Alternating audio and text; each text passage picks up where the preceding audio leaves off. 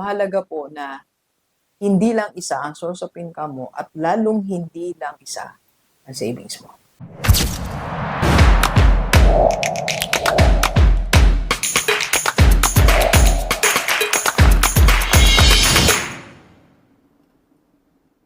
Okay, Gilibers, pag-usapan natin sa mga 50 years old.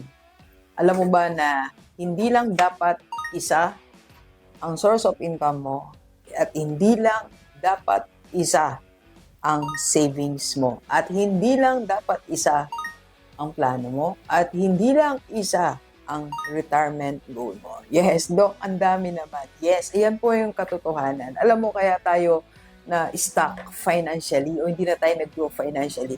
Kasi after nating makagraduate, naging isa na lang ang goal natin. Di ba napansin mo ba pagka-graduate natin, ang goal natin, isang income lang, maging empleyado, which is walang masama. Pero hindi na tayo nangarap na sana magkaroon ako ng maliit na negosyo, sana magkaroon ako ng source of income. Wala nang ganun pangarap, di ba? And pangalawa, yung goal lang natin na sumunod doon, yung maging maginawa, retirement natin. So, una't dulo lang ang pinangarap natin, which is kulang pala. So, ngayon, ipapakita po sa inyo ang plano talaga ng buhay financial natin. Okay, so simulan natin sa sources of income. So, dapat pala at least 3 ang sources of income natin. So, kung ikaw ay employee, dapat meron pang isa, meron pang 3. Okay? Kaya ang pangarapin mo ngayon, magkaroon ka ng number 2, number 3. Okay? Alam niyo, nung nag-start ako, nandito lang ako. So, nagkaroon tayo ng YouTube channel. Ayan. So, ayan. Nagbigay sa atin na income after around 4 months lang, nabigyan na ako ng income. And of course, yung ating community, IMG, mga 20, ano yan, mga 18, mga 2017, something like that. So, hindi ko pa na-expect noon na magkakaroon ako ng income sa IMG. So, isa pala siyang pwedeng maging source of income.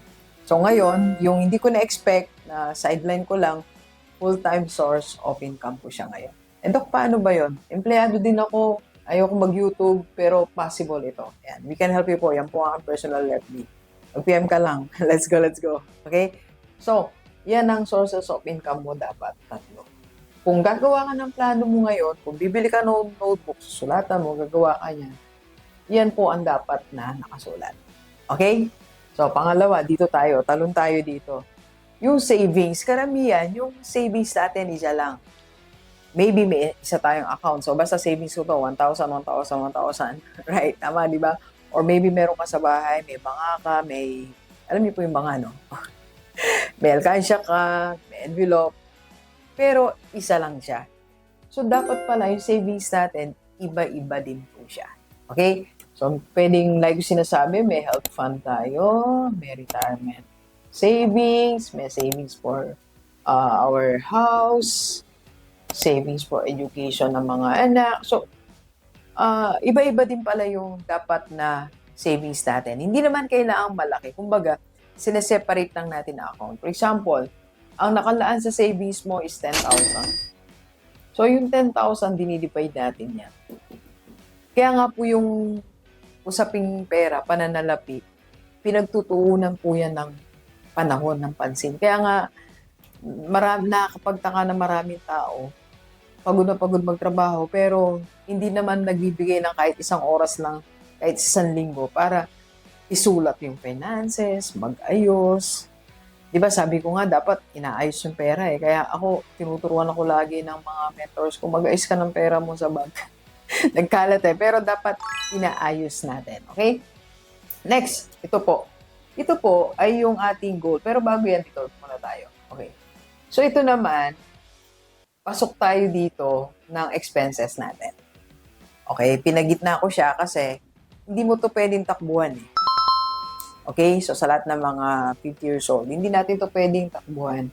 Kailangan mo talaga magbayad ng bills, kailangan mo talaga bayaran si gastos natin, kailangan mo talaga magpagas. So talagang nakasentro yan. Ito talaga yung primary reason you are working na meron kang 3 sources of income papunta dito. Alright? Okay. So, dito tayo. Balik tayo po dito. Ito na ngayon, bubuin mo na ngayon yung foundation mo. Itinuturo po natin yan sa ating community, sa IMG Rockstar. Kaya mahalaga, maka-join ka po. may mga free webinar tayo o directly mag-join ka na talaga sa ating webinar. Okay, so ano ba ito, Doc? Ito po yung financial foundation natin na binubuo natin. So, dapat cash flow natin, may healthcare tayo, may life insurance tayo, minamanage natin utang natin, meron tayong emergency fund, may investment tayo. So, pag meron ka na nito, okay, kaya mo na itong buuin kahit at least yung healthcare mo ang focus mo. Kasi dito, health fund, ito healthcare natin. Okay? Alright? O nandito din yung budgeting mo. Okay? Then, dito naman, sa last part, nandito yung plans natin. So, kailangan may plano din kasi tayo. For example, ano yung plan mo na from here, yung one of your source of income, gawin mo na siyang full-time. Or maybe mag-scale ka. So, for example, dati part-time ko lang po si IMG. So, ngayon naka-full-time na tayo sa IMG. Okay? At ang plan natin ngayon, magkaroon tayo ng mga offices o financial center. Kasi dito po, nagre-rent tayo dito sa Kings Court, papunta naman ng Greenbelt. So, may office space po tayo nire-rent. I-rent sa Greenbelt. Pero ang plan natin, magkaroon tayo ng financial center. So, kasama yun sa plans para mag-grow din yung finances natin. Okay? So, maybe ngayon, meron kang source of income mo na nasa bahay. Maybe, nagbibenta ka ng something. Pero ang plan mo na is magkaroon ka na ng store talaga. So, kailangan po, nag-e-exist to. Kasi pag hindi to nag-exist, hindi to mag-grow. Kuha po yung relationship natin. At pag hindi po ito nag-grow, hindi rin ito mag-increase. At pag hindi po ito nag-increase, hindi natin ito magagawa. Okay? Kasi hindi tayo makakaipon eh. Wala tayong emergency fund. Okay? So in the process po, pag di natin nagawa yan, lalo dito, affected yung expenses natin. Okay? Dito po kasi, pag nag-grow yung plan natin, pwede tayong mag-add ng expenses like budget natin like 10%. So para hindi tayo laging ay, saka na lang, may gusto kang bilhin, may gusto kang kainin, ayaw mo kasi nga additional gastos. So, magagawa mo yan pag may plan ka. So, kaya napakalaga na i-drawing natin, illustrate natin. At higit sa lahat, mahalaga po na hindi lang isa ang source of income mo at lalong hindi lang isa ang savings mo. Okay? At kaya ka namin pong tulungan sa pagpaplano niyan dito sa ating community, IMG Rockstar. PM na sa personal level ni Doc ang personal level ko. Let's go. Kape po.